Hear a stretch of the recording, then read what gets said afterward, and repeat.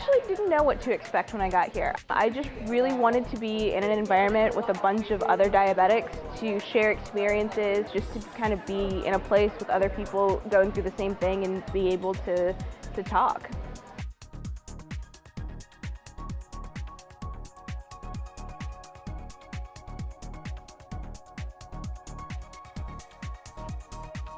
This is my first experience at a diabetes-centered function, and I'm having an absolute blast. The conference was a really intensified meeting of getting everyone involved with students with diabetes across the country together. It was just a weekend, almost camp-like in setting. If you've ever been to a diabetes camp, it was like that, but condensed and catered to adults. Who here in the room has diabetes? Can I have a show of hands? Who doesn't? Yeah, who's the cooler group in this room? That's what I'm talking about.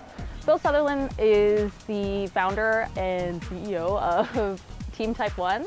He put together a team and they actually rode all the way across America, and they're working to get into the Tour de France as a whole group of Type 1 diabetics. We compete on 6 continents and inspire millions. Want to see what diabetes can do? Anything it wants to. This is Team Type 1. This is diabetes. Welcome to the team. It was the perfect way to start the conference. He gave this very, very motivational and relatable speech.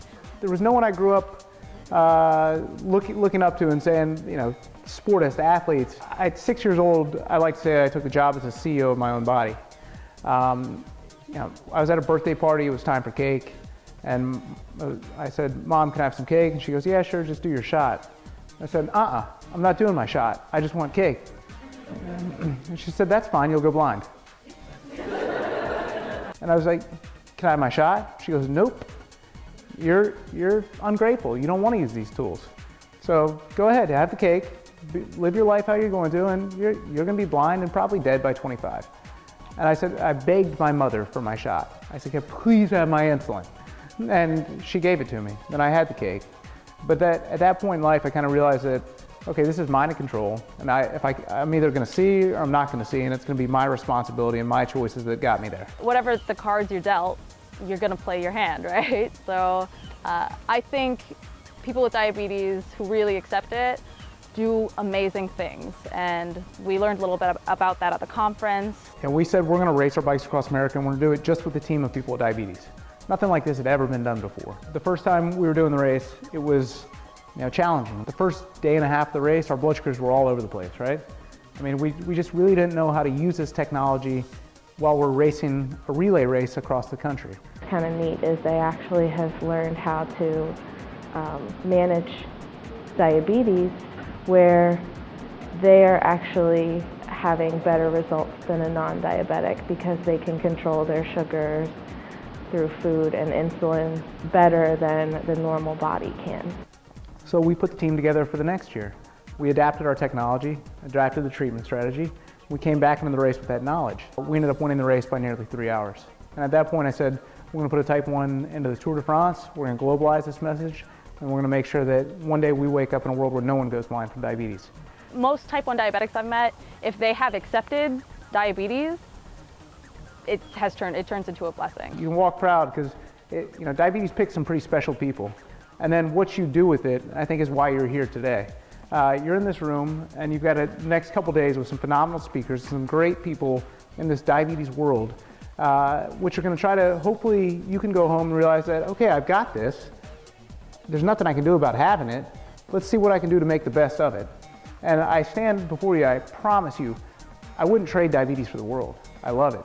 It's the best thing that ever happened to me. I'm just excited to be here and excited about everything, so it really like, ooh, that's new, okay. I'm just kind of going with it. It's awesome to find friends that you've met virtually but never met in reality. So these are people who know a lot about you like a best friend would, and you don't have to actually share it to their face. So then when you actually go and meet, there's a very, very strong bond. It's much easier to ask questions here. It's, because people are right here. It's a one-on-one situation. Not that I don't ask my doctor questions, but I only see my doctor every 3 months or so, and if I've got questions this moment, I can ask the people around me because they either know because they've gone through it, or they know somebody who's gone through it, or they know who else to ask to get immediate answers. It's a needle in a haystack as far as finding other people living with type 1 diabetes, and the camaraderie is very important, and that's the big attraction when it comes to these conferences. Everything that we've talked about is things that have been floating around in the back of my mind, and so I'm just like, this is great.